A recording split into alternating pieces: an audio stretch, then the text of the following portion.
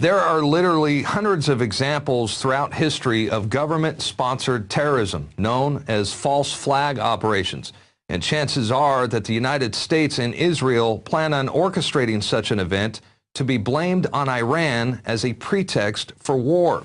It is a fact that virtually every single war since the Spanish-American War of 1898 has included the use of a false flag operation as an excuse to enter into conflict. But unfortunately, the lies have been covered after the fact, too late to prevent mass death and destruction. In 1953, the CIA and British intelligence staged terror attacks to overthrow the democratically elected leader of Iran, Mohammad Mossadegh.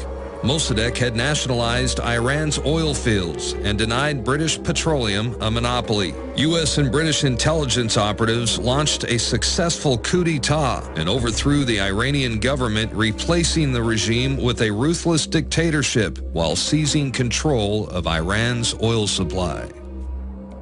1964. U.S. warships were apparently attacked by North Vietnamese PT boats, an incident that kicked off the U.S. involvement in the Vietnam War. The attack was a staged event that never actually took place. What followed was an excuse by President Lyndon Johnson to dramatically expand the scale of the Vietnam War, ultimately at the cost of 3 or 4 million dead Vietnamese and 58,000 Americans. June 8, 1967, the USS Liberty, an American naval vessel sailing off the coast of Gaza, was suddenly and deliberately attacked by naval and air forces of Israel.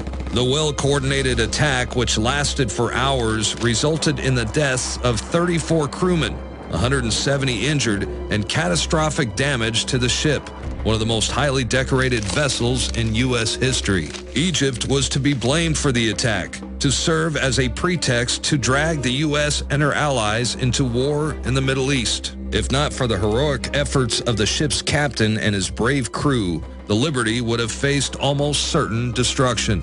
The truth about Israel's attack and subsequent White House cover-up continues to be officially concealed from the American people to this day.